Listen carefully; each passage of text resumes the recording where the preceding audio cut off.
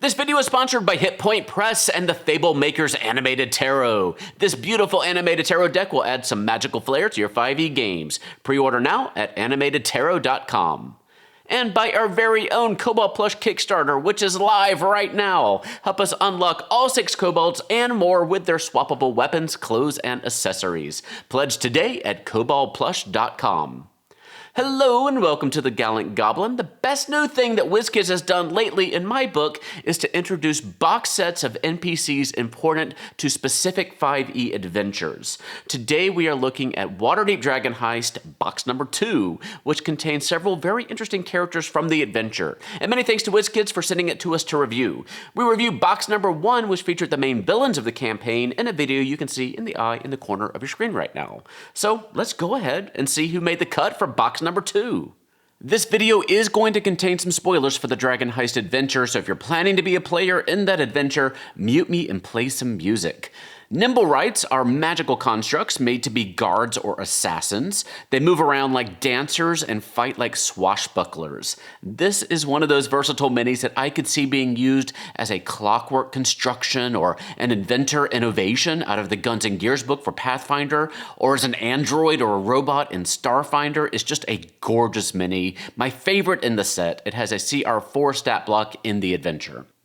Saeth Cromley is a retired sergeant of the Waterdeep City Watch who's said to have a sharp and sarcastic wit.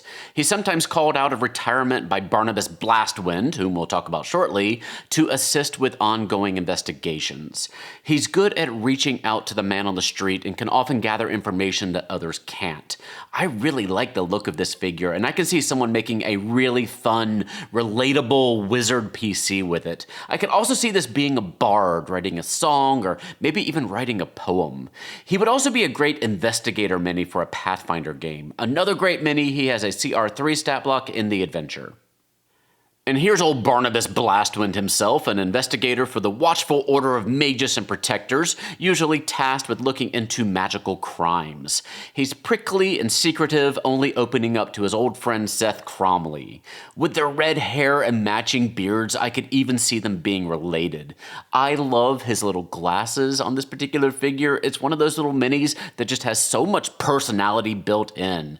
I love minis that make me imagine a completely atypical adventurer, and this is certainly one of those. I'd love to see a party with this guy as the cleric or the wizard.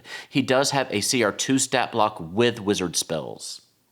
I feel like there's a bit of a trope in which people with facial scarring are bad guys, but nevertheless, this is Urstul Floxin, Manshoon's highest-ranking flunky. He works out of Yalah Gralhund, which we'll talk about more shortly. He's very much the thug that he appears to be in this mini, and he keeps a collection of flying snakes, just like a good Zentarum agent would. He has a pretty tough, roguish CR8 stat block in the adventure, so he may be tougher than he looks.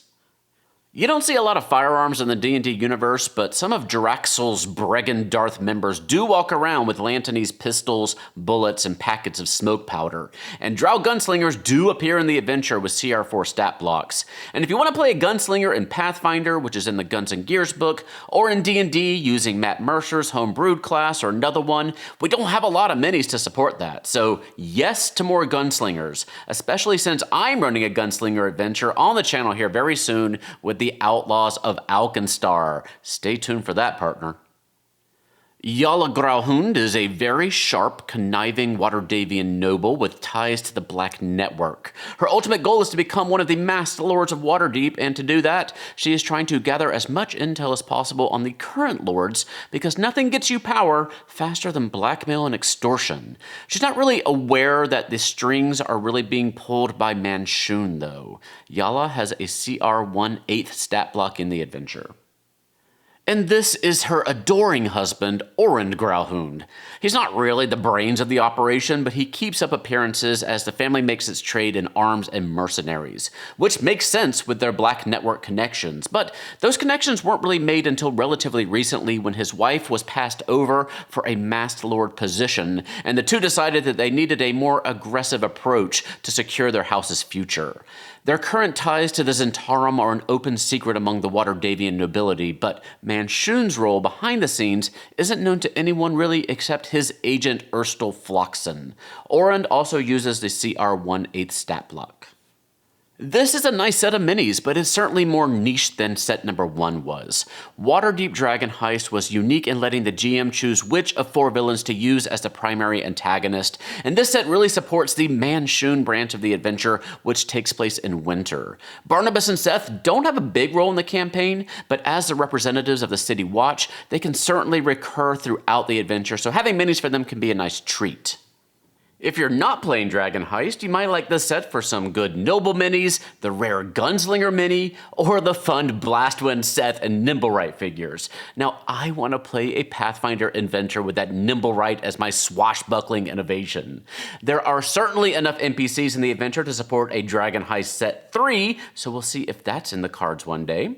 But Icons of the Realms Waterdeep Dragon Heist set 2 is available now for between $45 and $50. Let me know what you think of the set in the comment section down below.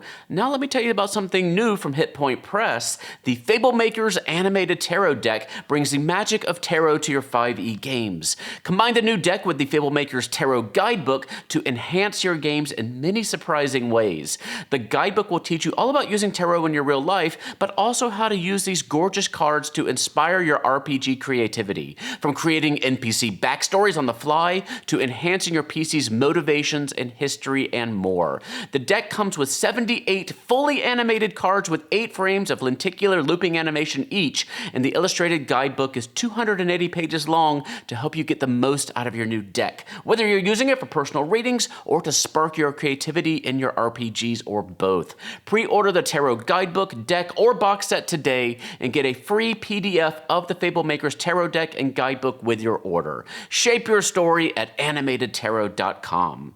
And our Kobold plush Kickstarter is live now. If you haven't seen Jenny D's video about the kobolds, we're going to link it down below. It's super cute.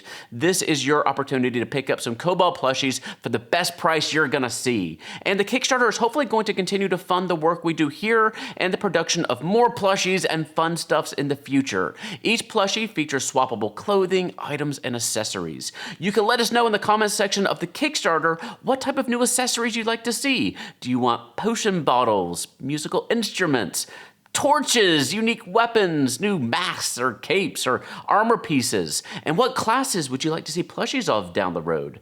Back today and let us know what you'd like at koboldplush.com. And thank you for joining me today. Be sure you're subscribed so you don't miss anything. We have lots of fun things to talk about this month, so buckle up. Liking our video here tells YouTube that they should show it to new people, so kindly help us out there. You can come chat with us and our great little goblin community on our Discord channel. You can also find us on Twitter, Facebook, and Instagram. For now, stay safe, have fun, love each other, adopt a kobold, and we'll see you next time at the Gallant Goblin.